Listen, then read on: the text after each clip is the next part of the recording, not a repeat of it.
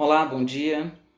Nesse penúltimo dia do ano, eu quero partilhar com vocês um momento muito difícil que nós estamos vivendo como católicos.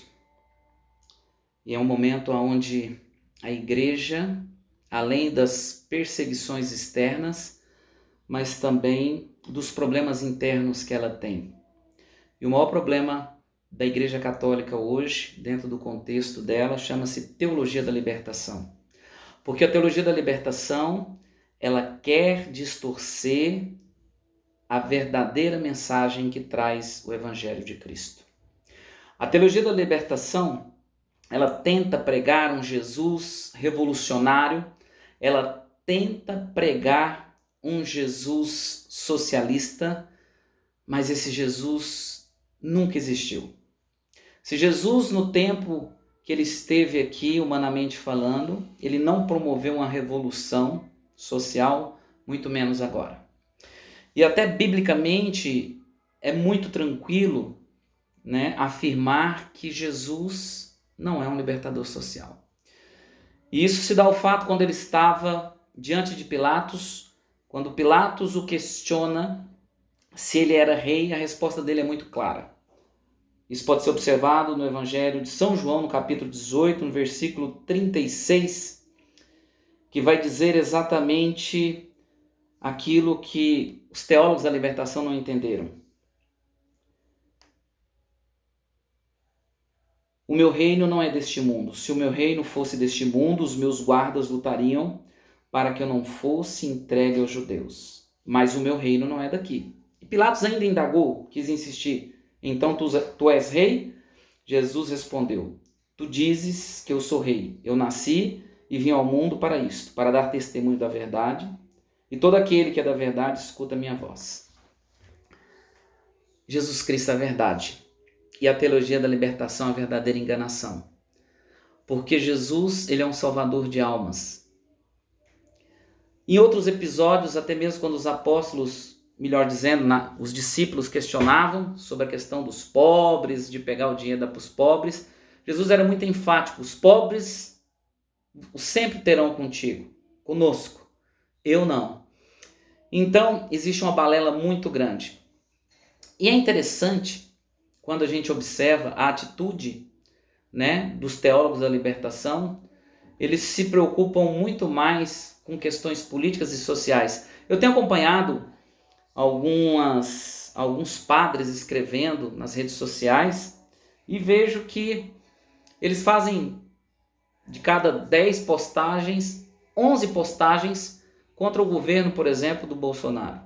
Mas eu não vi em nenhum momento tais padres e até mesmo alguns bispos questionando e criticando, por exemplo, a questão que foi aprovada ontem do aborto na Argentina.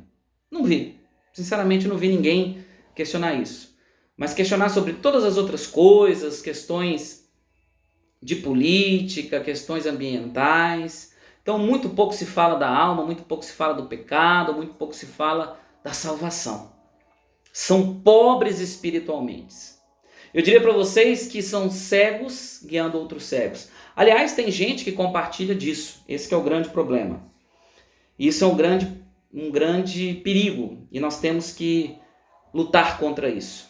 E o que nos dá o direito de lutar contra isso? Se vocês pegarem uma exortação apostólica do Papa João Paulo II, do ano de 88, no finalzinho do ano, vai falar sobre o nosso papel como leigos dentro da igreja.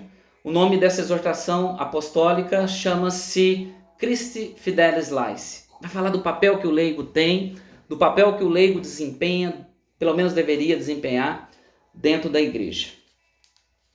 Porque nem tudo o que um sacerdote diz está correto, principalmente se é feito contra os ensinamentos da Igreja Católica. Isso é bem complicado. Eu até, quando Dom Henrique morreu esse ano, um grande expoente do catolicismo no Brasil, eu observei que tais padres e tais bispos dessa linha ideológica, uma linha totalmente desvirtuada, eu não vi ninguém falando do trabalho, do legado, da maneira como o Dom Henrique trabalhou a sua vida sacerdotal, em função do evangelho, em função do anúncio, da formação, eu não vi.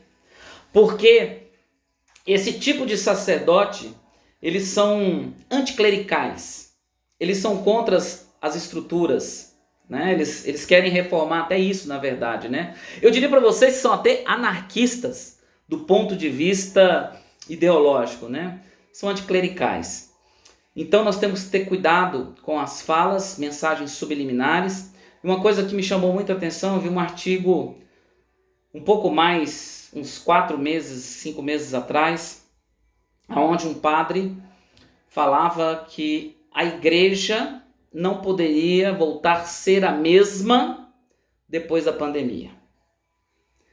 E que os sacramentos não poderiam ser mais o foco. Ora, eu acho até herege essa afirmação deste padre, porque os sacramentos é o centro da igreja.